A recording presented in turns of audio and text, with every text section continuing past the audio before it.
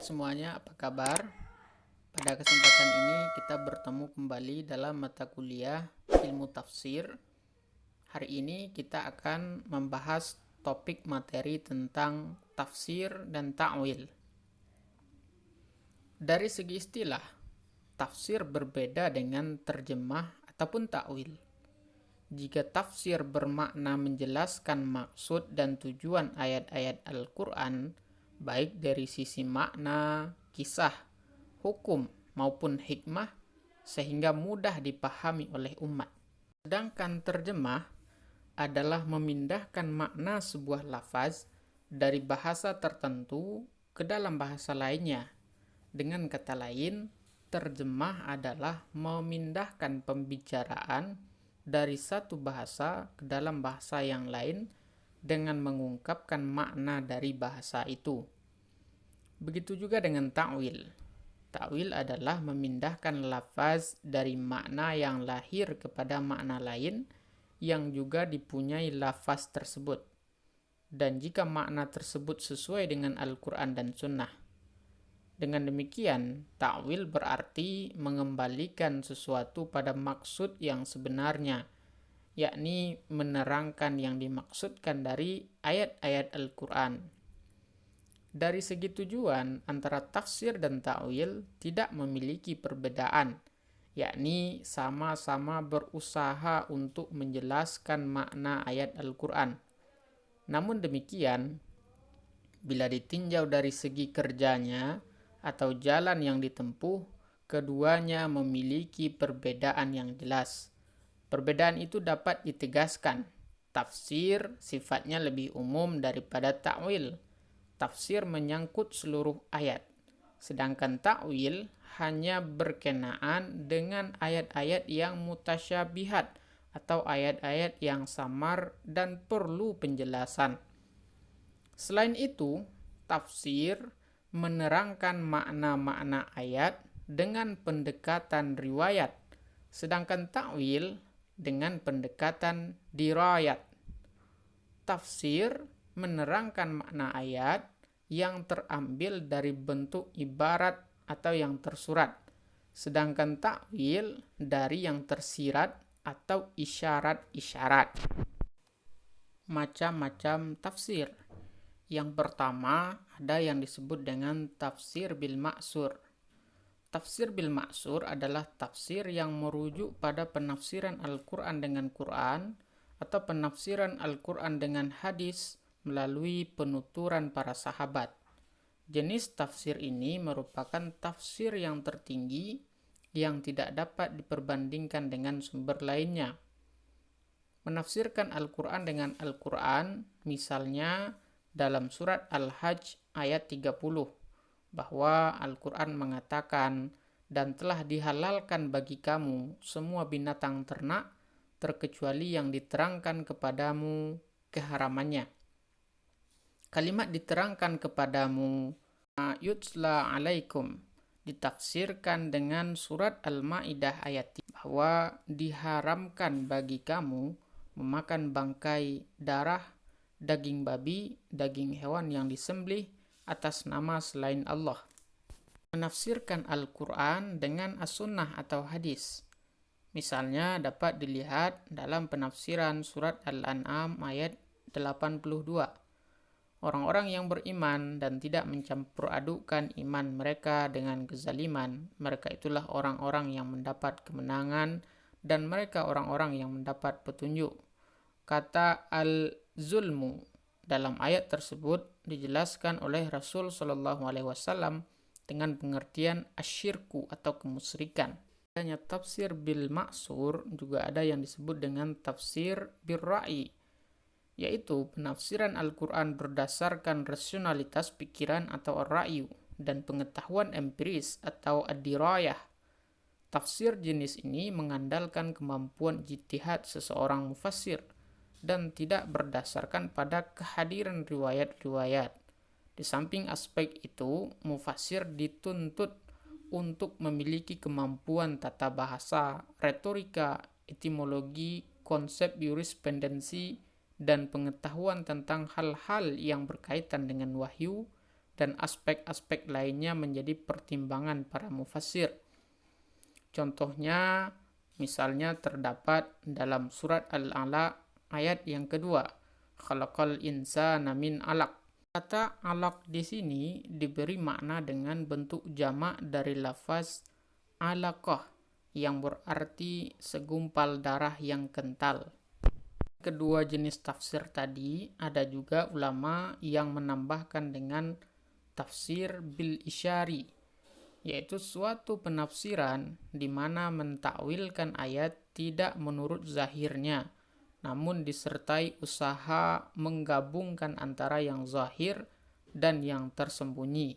Misalnya dalam menafsirkan surat Al-Baqarah ayat ke-67, Innallaha ya'murukum an tazbahu baqarah, yang mempunyai makna zahir adalah sesungguhnya Allah menyuruh kamu menyembelih seekor sapi betina. Tetapi dalam tafsir isyari diberi makna dengan sesungguhnya Allah menyuruh kamu menyembelih nafsu hewaniyah. Ini kita bisa mempertegas tentang bagaimana perbedaan antara tafsir dengan ta'wil. Sekali lagi saya katakan bahwa kata ta'wil itu berasal dari kata al-awwal yang berarti kembali atau ar-ruju', atau dari kata al-ma'al yang berarti tempat kembali, dan al-aqibah yang berarti kesudahan.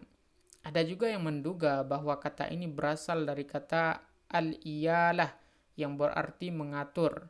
Sedangkan menurut Al-Jurjani ialah memalingkan lafaz dari makna yang zahir kepada makna yang muhtamil apabila makna yang mu'yamil tidak berlawanan dengan Al-Quran dan Sunnah.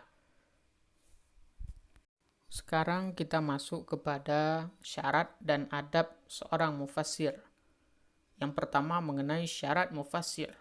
Ada yang menyebutnya dengan syarat mental sebelum menafsirkan Al-Quran. Syarat mental merupakan syarat yang non-inteligensia yang lebih mengarah kepada karakter atau kepribadian mufassir.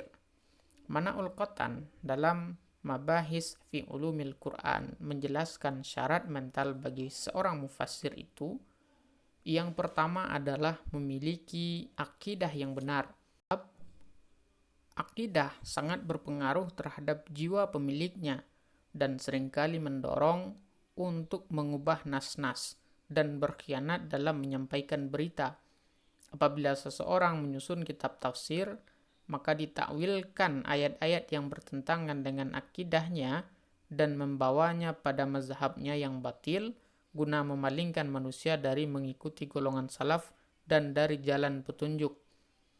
Kedua, bersih dari hawa nafsu.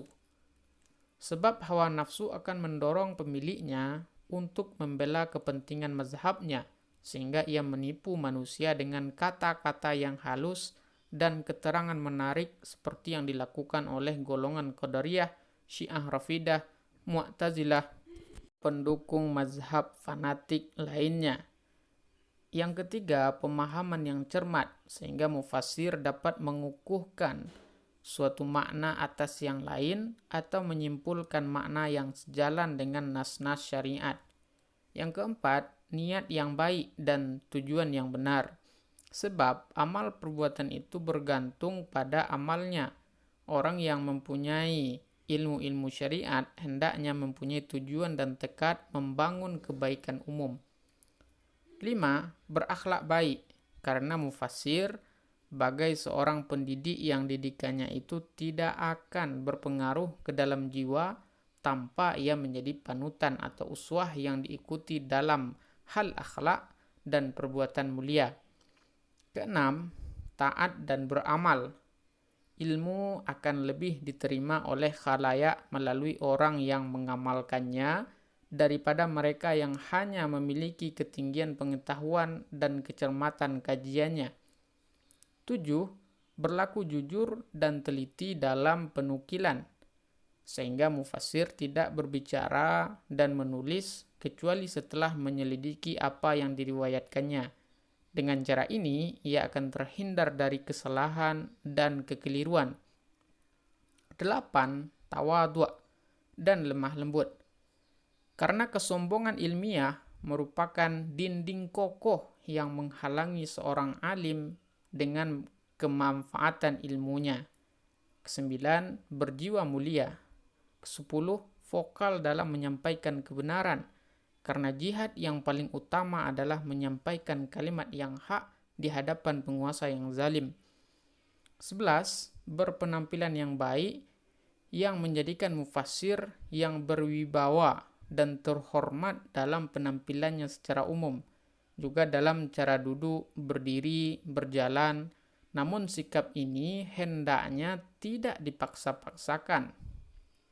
Ke-12, bersikap tenang dan mantap. Mufassir hendaknya tidak tergesa-gesa dalam berbicara, tetapi hendaknya ia berbicara dengan tenang, mantap, dan jelas kata demi kata. Ke-13, mendahulukan orang yang lebih utama darinya. Seorang mufassir hendaknya tidak gegabah untuk menafsirkan di hadapan orang yang lebih pandai pada waktu mereka masih hidup, dan tidak pula merendah-rendahkan mereka ketika mereka sudah wafat. Tetapi hendaknya ia menganjurkan belajar pada mereka dan membaca kitab-kitabnya. Mental ini kemudian disamakan oleh para ulama sebagai adab yang mesti dimiliki oleh seorang mufassir. Sedangkan syarat-syarat yang lain disebut dengan syarat disiplin ilmu untuk menafsirkan Al-Quran.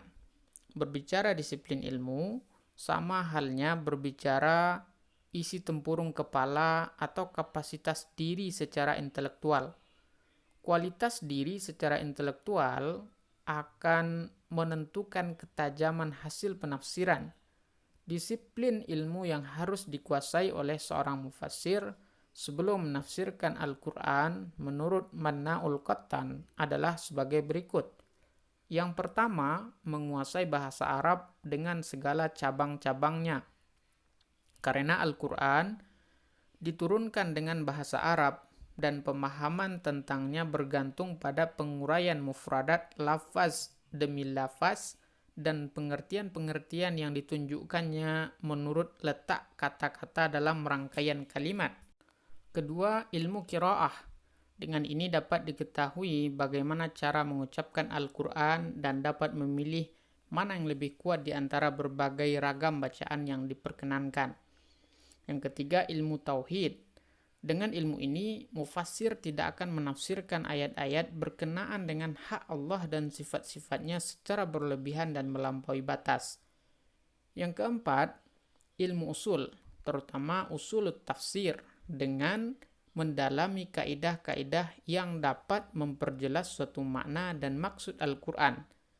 Yang kelima adalah ilmu nasikh dan mansukh dan ilmu asbabun nuzul. Jadi, dari syarat mental dan syarat disiplin ilmu ini, kita bisa simpulkan bahwa syarat mental itu terkait dengan integritas kepribadian seorang mufassir atau disebut juga dengan adab mufassir. Sedangkan syarat disiplin ilmu itu adalah syarat-syarat formal yang mesti dimiliki oleh seorang mufassir sebelum menafsirkan ayat-ayat Al-Quran, atau disebut juga dengan kapasitas intelektual seorang mufassir. Itulah kira-kira perkuliahan kita pada kesempatan hari ini. Semoga ada manfaatnya, bisa menambah wawasan dan pemahaman Anda semuanya. Saya ucapkan selamat belajar. Assalamualaikum warahmatullahi wabarakatuh.